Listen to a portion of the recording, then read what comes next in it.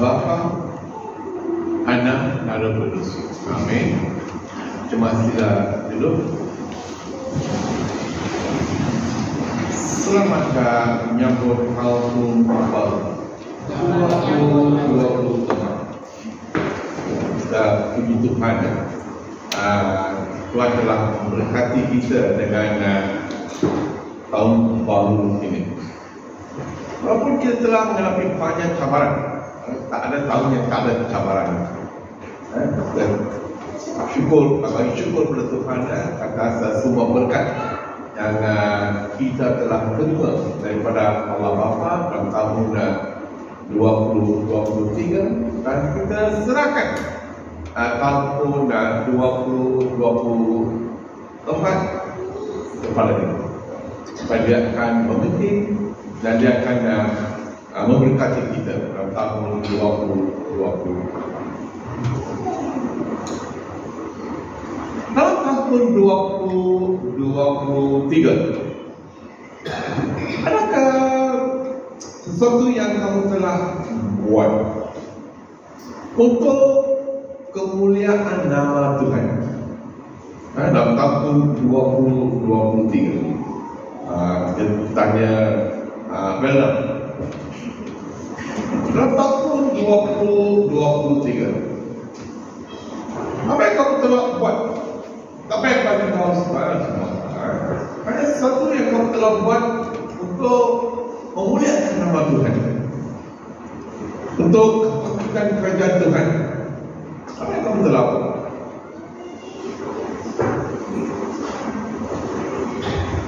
Banyak, tapi tak boleh ingatkan. Kalau kamu paling dah bagi tahu awal, mungkin dia dah tulis dah. Ini sesuatu yang kita mesti tanya, apa yang saya telah buat? Macam mana dalam tahun 2023, apa yang saya telah capai untuk kemuliaan nama Tuhan? Ini ada satu cerita.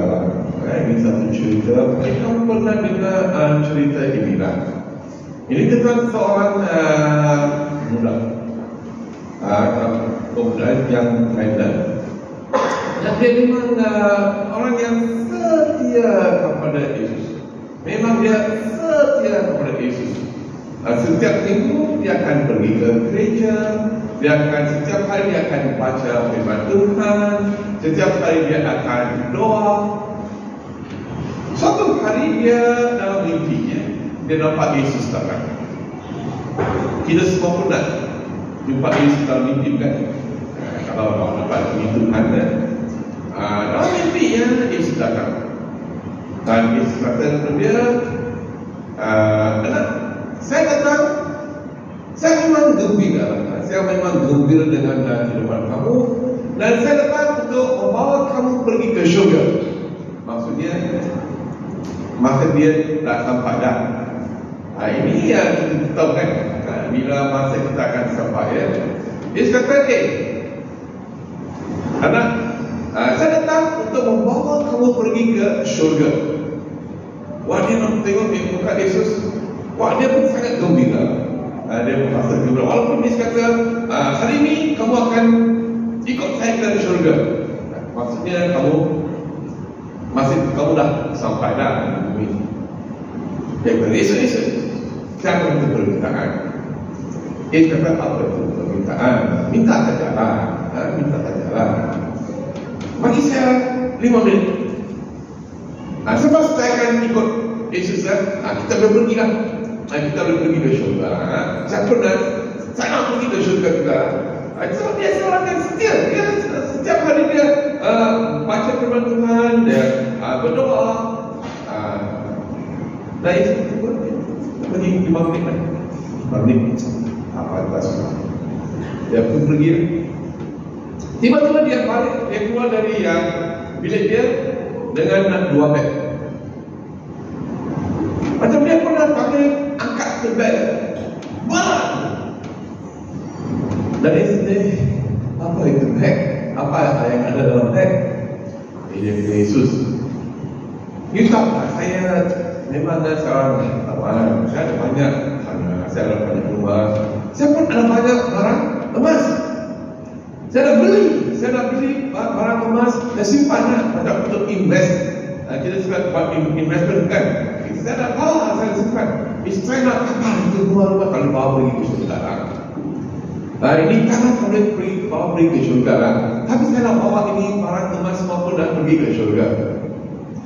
Itu company ya. Jalan raya di syurga pun dibuat daripada emas. Mengapa kamu nak bawa ini pergi ke syurga? Kadang kita pun ada pula, kita pun dalam ini kita nak cari harta kan. Ini bukan satu dosa. Harta bila kita kumpul harta, kita simpan duit dalam bank, itu bukan dosa. Hanya bila jatuh cinta dengan harta, hanya bila kita jatuh cinta dengan ini perkara ni apa dunia beri kepada kita. Di gereja kita nyanyi, aku mau cinta Yesus selamanya. Betul kan? Sebab kita keluar dari gereja, aku mau cinta public bank, aku mau cinta simpan bank simpanan ATM card. Ini tahun 2023. Kita boleh pandang belakang lah. Apakah kesilapan yang kita telah buat? Ada paling pendapat buat kesilapan. Tapi kita mesti pandang ke belakang dan belajar dari kesilapan. Jangan kata, wah tak boleh lah, tak ada lahan lagi ya. Banyak kesilapan ya. Kita mesti fokus ke depan. Kita mesti fokus ke depan. Itu yang Paulus dia tulis dalam Filipi 3 ayat 12. Filipi 3 ayat 12. Aku tidak berkata bahawa aku sudah berjaya melakukan semua yang harus aku lakukan. Saya belum melakukan dan saya belum berjaya. Belum. Aku sudah menjadi sempurna, tetapi aku terus berusaha dengan sungguh-sungguh untuk memenang hadiah yang disediakan oleh Kristus Yesus. Itulah tujuan Yesus. Kristus Yesus telah menjadikan aku miliknya. Dalam bahasa Inggrisnya dia ada tulis I press on. Nah, I press on. Itu moto saya, I press on. Bukan sebab bila saya nampak satu cabaran, tak boleh. Ada banyak orang yang bilang mereka menghadapi cabaran besar. Sikit pun mereka tahu halangan, tentangan. Tapi dia kata I press on. Dia ada tujuan. Dia tahu apakah tujuan kehidupan dia. Kita tahu kan siapa itu Paulus. Sebelum dia nampak Yesus, dalam perkataan dia ke Damaskus, nama dia apa? Paulus. Dia memang seorang yang jahat. Memang jahat. Walaupun dia kata saya percaya dalam Allah Bapa, tapi dia tak kenal siapa Yesus. Untuk Yesus dia hanya seorang nabi, dia seorang manusia. Ini pengikut-pengikut Yesus kata dia dah bangkit, dan dia kata dia Tuhan. Paulus kata tak boleh lah. Siapa Yesus? Ke God Jews wedding. Sampai dia nampak Yesus dalam perjalanan ke Damaskus, dan kehidupan dia pun berubah. Cuma dia kata ni ayat ke-8. Bukan saja hal itu aku anggap merugikan, tetapi semua hal lain yang biasa aku lakukan sekarang aku anggap merugikan. Dengan demikian aku akan mendapat apa yang jauh lebih menguntungkan, iaitu mengenal Kristus sebagai Tuhan. Itu yang penting kan. Wah, saya duluan, saya memang orang yang memang karismatik. Mungkin dah semua orang wah, ini Paul Saulus, wah, ini memang orang yang dahsyat kan. Dia memang orang tu. Mungkin dia seorang yang popular. Kita semua suka jadi popular kan. Walaupun kita tak pergi ke kedai buku popular, mana kita masuk kedai buku popular. Lepas mungkin masa sekolah lah. Lepas habis sekolah mana kamu dalam masa tu kedai buku kan. Tapi kita semua nak jadi popular. Sebab itulah kita cari hal-hal, kita nak cari macam-macam. Dunia kata, kamu nak jadi seorang yang terkenal, kau mesti bawa kereta apa? BMW lah. Seorang bawa, tiba-tiba seorang jemaah masuk ke dalam gereja, dia bawa BMW 7 Series. Betul? Kalau seorang jemaah bawa kancil, kan kalau kancil bukan dalam. Betul? Ini manusia kan? Tahu kan?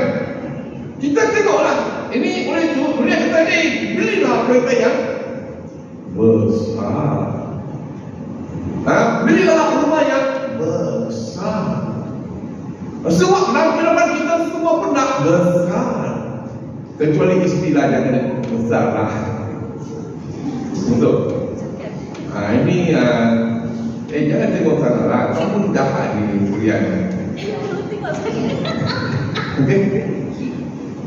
Ini memang jahat ni ya, mana ni ya. Ini dalam kehidupan kita semua pernah cari besar. Tapi Paulus kata ni ya, ayat dan teruskan, kerana Kristus aku telah meninggalkan segala perkara yang biasa aku lakukan. Dia kata saya telah meninggalkan segala perkara yang biasa aku lakukan. Aku menganggap semua itu sebagai sampah sahaja. Ini kita boleh ada nama yang kita sekarang yang kita dipanggil apa? Kita panggil ni ya. Ini contoh saja lah. Contoh saja, jangan marah. Sekarang semua akan katanya, bila mereka panggil saya artikel. Biasa mereka panggil saya ni, pada yang lain ada mereka semua panggil artikel. Betul. Bila mereka tulis surat pun Venerable Edward. Betul. Kamu panggil saya Padri. Betul. Tapi selepas nyawa saya dah keluar dari tubuh saya, macam mana? Nama saja. Nama saja. Nama pun tak ada lah. Dalam bahasa Inggeris mereka kata as the body alive. Itu yang mereka kata. Tak kisah dia takut isteri kartun kah, dia doktor kah, tak kisah. Reverend kah, bishop kah, tak kisah. Mereka kata ini itu body as it alive. Mayat dah sampai di rumah kan? Betul kan? Ada kan? Sebab kita tak ada lagi, ada orang panggil Venerable Edward dah sampai ke? Ada lah. Apa saja yang kita kumpul dalam dunia ini semua bertumpuk pada sampah. Kita tak boleh bawa apa-apa sahaja kan dengan kita ke syurga. Kita boleh bawa apa-apa saja. Dalam pengalaman saya kawan, kadang-kadang ada yang gaduh dengan adik-beradik, ada yang gaduh dengan ibu bapa atas apa? Harta. Selepas mereka mendengar kota yang peti yang gaji sajalah. Betul? Betul kan? Ini yang kita berkeci dia kan semua saya kata ni ya. Segala perkara yang biasa aku lakukan dan aku menganggap semua itu sebagai sampah sahaja.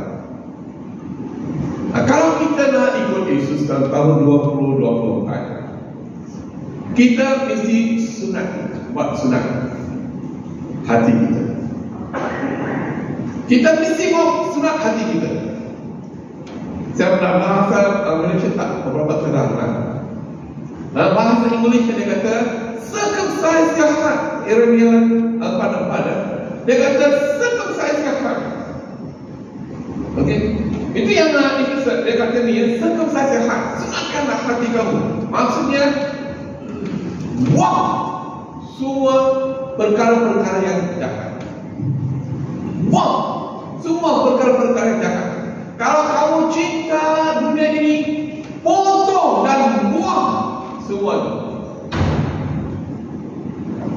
Itu orang Yahudi mereka telah ikut itu undang-undang yang diberi kepada Abraham dan Moses. Mereka sunat, mereka dah jadi anak Abraham. Dan dia tak berkata. Tapi merupakan semua pun bukan mengikut kehendak Tuhan. Sampai Yesus datang, apa mereka buat? Mereka tak tahu inilah Mesias yang dinubuat dalam perjanjian lama. Sampai mereka pun membunuh dia di atas salib. Ini apa yang kita buat yang dua itu tak penting lah. Apa yang penting dalam kehidupan seorang Kristian adalah apa yang kita ada dalam hati kita. Walaupun kita tak tahu apakah pikiran kamu, apa yang kamu simpan dalam hati, Tuhan Yesus tahu. Kalau hati kita tak bersih, kalau hati kita tak suci, kita tak boleh membawa kemuliaan kepada Tuhan. Kita boleh buat apa sahaja dalam dunia ini. Kita boleh buat apa sahaja dalam dunia ini. Kalau hati kita tak bersih, tak suci, kalau kita tak merendahkan kita di hadapan Tuhan, kalau kita tak melakukan apa Tuhan ajar kita, suruh kita buat, tak guna. Ini yang sekarang kan ada yang memang buat dalam agama. Itu, kau bukan saja kita yang buat dalam agama, betul. Orang Hindu pun, mereka pun buat, betul. Kita datang ke gereja sekali satu minggu lah, kalau kita datang. You tengok kawan-kawan kita yang beragama Hindu, yang beragama Islam, tiap-tiap Jumaat mereka pergi ke koya dan masjid, betul. Betul ke tak? Untuk orang Kristian sekali seminggu pun susah. Ada yang hanya datang ke gereja 3 kali dalam kehidupan mereka. Bila untuk baptism, bila mereka kahwin, dan selepas dalam keranda mereka. Kadang-kadang saya datang ini jemaat, pasal itu jemaat kita tahu, tak pernah tengok pun, buka keranda apa? Tapi mereka kata saya Kristian. Saya Kristian. Saya sudah basuh kepala. Saya sudah semua pun. Tak guna lah. Betul. Sebab kamu tak melakukan apa yang Tuhan Yesus suruh kita lakukan. Itu yang kita lihat tadi, kita carilah. Kita cari harta dunia kita. Sampai kita terlalu sibuk, sampai kita tak ada masa untuk Tuhan Yesus. Tapi dalam tahun 2024 kita mesti buat satu keputusan. Kita tujuan kita ialah untuk menjadi seperti Yesus, bukan seperti seorang pelakon. Ada orang yang dah jadi seperti orang pelakon dan tetap kamu tahu lah. Ada saya tahu mereka ditanya mereka, ketika itu melakon kan?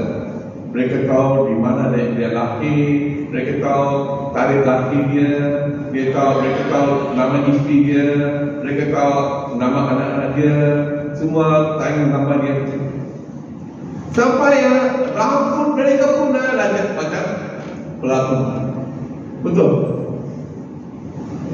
Jalan pun jalan macam pelakon. Betul kan? Mengapa kita tahu jadi macam Yesus? Mengapa? Anak-anak kita yang menyanyi yang lagu-lagu dunia ini, mereka dah hafal lagu-lagu itu. Tapi datang ke gereja, mereka tak tahu satu lagu. betul kan? Betul kan? You tengok kamu tahu dalam pengalaman kamu. Sebab mereka mengutamakan perkara-perkara dunia. Untuk mereka, perkara dunia ini tak penting untuk mereka. Mereka nak cari. Tapi dalam tahun 2024 kita kata, Tuhan Yesus, saya nak jadi seperti kamu. Saya nak bersinar dalam dunia ini. Tak kisah di mana, di rumah, di tempat kerja, di sekolah, saya nak bersinar. Saya nak jadi cahaya untuk kamu. Intentional. Kita semua nak jadi orang Kristian baik kan? Ini kalau kita tahu ada kita pernah ada orang setiap tahun mereka buat resolusi yang baru kan. Tahun ini saya nak kurangkan berat badan saya 5 kilo. Setiap tahun mereka buat. Tapi ujung tahun bukan berat badan bukan kurang, tambah lagi pula. Dia nak kurangkan 5 kilo, tiba-tiba tambah 5 kilo pula. Ini kita ingat hati orang. Betul. Saya nak kurangkan. Setiap pagi kamu nyanyi lagu itu, saya nak kurangkan berat badan. Tak boleh tak. Kau mesti ambil tindakan, betul. Kita mau jaga makanan kita, betul. Takkan kata saya nak kurangkan berat badan saya setiap hari pergi ke kedai mama makan 1 jam. Mama Mi. Setiap hari pergi ke kedai mama nasi gandang. Kita mesti menjaga makanan kita lah. Betul. Kita mesti makan step ambil langkah. Ini saya terlibat. Sama seperti dalam kehidupan normal ini. Jadi kalau kita nak jadi seperti Yesus, kita mesti ada fokus. Kita mesti tahu siapakah saya sahabat gembala saya. Saya mesti tahu Yesus. Apakah kehendak mengapa dia telah cipta saya? Apakah tujuan Yesus untuk kehidupan saya? Macam mana? Kita mesti apa kita mesti buat? Baca firman Tuhan. Betul. Ini ada satu cerita. Ini cerita saja. Ini jangan cari dalam Alkitab lah. Dan tidak. Ini pasal cakap betul lah kan. Ada satu keluarga lah. Mereka telah jemput padri mereka untuk makan malam lah. Ada yang kadang-kadang jemput, ada padri pun terima lah jemputan dan pun telah pergi ke rumah dan mereka telah sediakan meja itu macam ada kelas sikit lah, bukan buffet, ada kelas. Mereka telah menggunakan itu silver spoon lah yang mahal. Itu spoon semua pun mahal dan fork pun silver, spoon pun silver, semua pun memang mereka ada kelas lah, ada kelas. Bukan plastik, kita gunakan plastik spoon kan, ada fork saja, tapi mereka tinggal semua pun kelas-kelas. Selepas makan dan hari pun tak balik lah. Tiba-tiba mereka balik. Mana satu sudut satu sudut kurang kan? 5 orang termasuk padri dan bapa, mak, 2 orang saudara dan padri. 5 orang saja. Sekarang satu sudut ini dah hilang. Tapi mereka tak berani tanya padri lah. Mereka lain semua yang lain semua ahli keluarga kan. Mengapa mereka nak ambil itu dulu lah? Mereka pun tak. Tapi mereka simpan hati saja. Dia ambil itu dulu lah. Dia ambil itu dulu lah.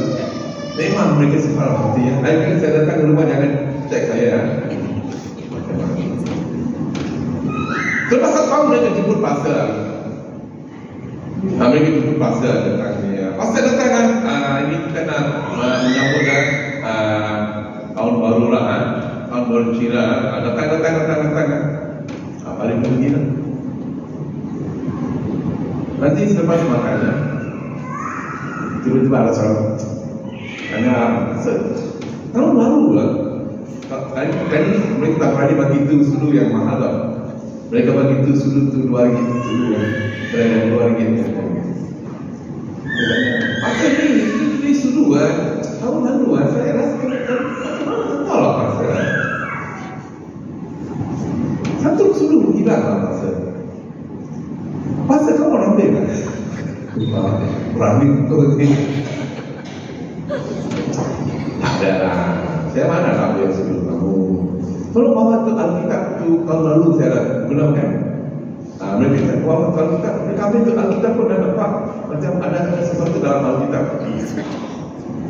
Dia buka tu Alkitab. Ini sudah tahu. Tahun lalu saya simpan dalam Alkitab. Maksudnya 1 tahun kamu tak buka Alkitab, tak pegang Alkitab tu. Dari itu jadi bulan. Kita terlalu sibuk dengan Facebook lah. Kita terlalu sibuk dengan macam-macam perkara dunia ini. Alkitab simpan atau mana kita simpan Alkitab? Betul. Kita beli, kita tak tahu berapa ratus kita guna setiap tahun nak beli, atau berapa ribu kita guna untuk beli pakaian. Ini pakaian dan kita tak boleh pakai. Tadi rumah tak boleh pakai. Saya ada satu t-shirt daripada seorang kawan di Sarawak. Dia tanya pasal bagaimana itu t-shirt tak cukup kan? Saya senang kata kalau tak cukup, kurangkan berat badan. Betul. Kalau terlalu besar, tambah badan dan berat badan saja. Ini senang dia kan? Ini akan kita pakai gunakan lagu. Tapi ini yang penting loh. Ini untuk kehidupan yang kekal. Ini akan tanya tunjuk jalan kehidupan yang kekal. Bukan baju, bukan kereta yang kita bawa, bukan rumah kita tinggal. Buku ini ialah firman Tuhan. Melalui buku ini Tuhan cakap dengan kita. Setiap kali kita buka, dia akan cakap dengan kita. Beli satu. Kalau kamu ada gunakan, jangan simpan dalam baju. Jangan simpan di bawah pilur, batang. Tengok kita, pasal malas tak sempat tidur tau. Siapa itu Alkitab masih simpan di bawah tilam. Ini bukan barang jampi lah. Itu iblis pun dah tahu. Firman Tuhan, bila dia mencuba Yesus, dia gunakan ayat-ayat daripada Yesaya Kristian. Dari mana itu ayat? Mereka tak tahu. Itu iblis tahu. Betul tak? Iblis tahu. Atau apa? Dia telah gunakan ayat-ayat daripada Alkitab untuk mencuba Yesus. Tapi kalau Kristian itu tahu dari mana itu ayatnya? Oleh itu, kita bisa baca firman Tuhan tahun 2024. Sunat. Potong masa untuk Facebook. Potong masa untuk tengok televisyen. Potong. Belajar itu. Yesus tak ada sunat. Itu di luar guna. Kita mesti sunatkan hati kita. Dan kita mesti belajar untuk berdoa setiap hari. Setiap hari kita mesti doa. Bukan hanya bila kita datang ke gereja. Saya pernah pergi ke satu rumah. Mereka tanya, itu kali yang pertama saya pergi ke rumah mereka. So hari di gereja mereka tak ada. Oleh itu mereka jemput saya untuk buat perkahwinan. Saya pergi biasa sebelum mereka datang ke gereja dulu lah. Sekarang ramai kita lepas. Sebelum mereka pergi ke gereja, saya akan pergi ke rumah untuk pengantin lelaki dari gereja kita. Saya akan pergi ke rumah lelaki atau rumah perempuan. Saya tanya, mari kita berdoa. Tak ada seseorang pun yang ada dalam rumah itu tahu apa itu makna berdoa. Mereka kata, mari kita berdoa. Mereka tengok aja. Tapi mereka ada perkara di mana? Di gereja. Ini mau backdrop saja. Tak guna. Kita mesti baca baca firman Tuhan, kita mesti meditate, renungan. Kita ambil masa. Kita mesti, Tuhan, apa yang kamu kata kepada saya hari ini? Tidak semua bersebab jangan cakap siapa yang tak sibuk. Tidak semua bersibuk lah. Tapi cara kita gunakan masa kita, itu yang penting. How to manage our time. Tidak semua bersibuk. Kalau orang yang tak sibuk, anak-anak kita bersibuk, mereka pergi ke sekolah, mereka ada kerja rumah, mereka banyak. Betul. Ibu bapa bersibuk. Tapi macam mana kita gunakan masa kita? Kalau saya cinta Yesus, saya akan luang masa untuk Yesus. Betul. Kalau kamu jatuh cinta, bila kamu cinta, bila cinta, selepas kali cuma akan putar. Kamu mesti ada masa untuk boyfriend girlfriend. Betul. Betul kan? Dari cinta kan? Pagi pun ada masa, sebelum mandi pun ada masa, semasa mandi pun ada masa, selepas mandi pun ada masa, sebelum sarapan ada masa, masih sarapan ada masa, selepas sarapan ada masa. Betul kan? Dia pun saja mesti mau ambil. Ibu bapa pun tak ada bateri lah, tak ada. Tapi girlfriend panggil ada masa. Tak kisah berapa lama dia cakap, oh darling. Ini girlfriend panggil kan, ada masa. Betul. Hey, boyfriend panggil, ada masa. Tapi mengapa kita tak ada masa untuk Yesus? Tak ada, bila kita datang ke gereja, kita nyanyi, aku mau saja bukan cinta lagi. Kita tukar juga ayat. Betul kan? Dan kita tahu kali kita, aku mau cinta. Saya mau, tapi belum cinta lagi lah. Bukan kita ni, kalau kita betul-betul cinta Yesus, kita mesti akan ada masa untuk dia. Kita ada masa untuk anak-anak kita kan.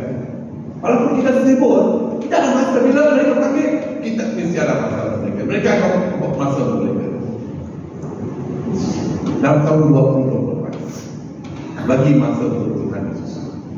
Baca firman Tuhan, buat renungan, dan lakukan apa yang Tuhan suruh kamu lakukan. Tanya Tuhan, apakah rencana kamu untuk saya dalam tahun 2024? Biar tujuan kamu, jadi tujuan kamu dalam tahun 2024. Dan kamu teruskan kehidupan kamu untuk mencapai tujuan itu yang Tuhan telah sediakan untuk kamu dalam tahun 2024. Jangan perkara semua keputusan Yesus kamu. Ini banyak perkara kita kumpul dengan cari dalam kehidupan dia. Tak guna. Ini sendiri dia yang paling berguna. Buat kita lemari kamu. Okey? Menisah tak paling lemari kamu. Tengok pakai kamu. Mungkin lemari penuh kan? Tengok kalau kamu nak pakai semua pakaian. Ada? Ada. Mungkin sekali dua kali kita simpan dalam. Betul. Selepas 1-2 tahun, kalau jadi tinggi lagi lah, tapi mungkin tak terus tambah warna atau orang fashion kan. Ada banyak perkara itu lah. Kita kumpul barang, kita simpan. Tak guna. Kalau kita boleh gunakan masa itu, wang itu untuk kepentingan dan kerajaan Tuhan, kita akan diberkati. Kita akan, hati kita akan disediakan untuk Tuhan Yesus Kristus. Apakah tujuan kamu dalam tahun 2020? Tanya, Tuhan, apa tujuan kamu untuk saya dalam tahun 2024? Bukan, jangan bagi tahu Tuhan ini tujuan saya. Itu bukan tujuan saya. Tuhan kata ini bukan tujuan saya. Kita minta Tuhan, apakah tujuan kamu? Apakah misi kamu untuk, kehendak kamu untuk kehidupan saya? Dan bagi tahulah kepada saya nak melakukan kehendak kamu. Saya nak lari ke untuk mencapai tujuan kamu dalam kehidupan saya. Itu yang Paulus kata ni, yang barang-barang yang semalam itu dan saya akan campakkan kita macam sampah. Ini yang memang sekarang saya dah tualang. Dulu saya bisa cairkan. Selepas kita tak ada lagi, kita tak tahu siapa yang akan tinggal dalam rumah kita. Betul. Selepas kita tak ada, kita tak tahu siapa yang akan guna kereta kita. Betul. Tapi kita perlu barang ini lah. Tapi jangan jatuh cinta dengan perkara-perkara dunia. Carilah kerajaan Tuhan. Tahun 2024 carilah kerajaan Tuhan dan minta Tuhan, apakah tujuan kamu untuk kehidupan saya? Jangan capai tujuan kamu Tuhan. Wakilah saya kekuatan. Boleh, Nisa? Boleh ya? Dan Yesus semua boleh, tidak boleh mencapai semua. Mari kita berdoa. Bapa kami yang maha tinggi dan maha kuasa, kami ucap terima kasih tahun 2023. Kami ucap terima kasih atas semua berkat yang kami telah menerima dari Allah dalam Yesus Kristus. Kami ucap terima kasih atas perlindungan Allah tahun 2023. Kami sekarang Bapa kami serahkan tahun 2024 ke bawah pimpinan Roh Kudus. Kami serahkan kehidupan kamu dengan sepenuh Bapa ke bawah pimpinan Roh Kudus. Biar dia jadi Tuhan kami dan kami hamba. Dan tunjukkanlah kami apakah tujuan kamu, apakah rencana kamu untuk kami dalam tahun 2024. Dan kami bagilah kami kekuatan untuk melari ke arah tujuan yang kamu telah sediakan untuk kami, supaya kami boleh capai tujuan yang kamu telah sediakan untuk kami. Dan bila akhir tahun ini kamu boleh katakan, kita boleh kata pujilah Tuhan, sebab Tuhan telah menggunakan saya untuk mencapai tujuan yang dia telah sediakan untuk saya. Apa saja kami buat Bapa dalam tahun ini, biarlah itu menjadi satu cahaya yang akan membawa kemuliaan kepada nama Tuhan.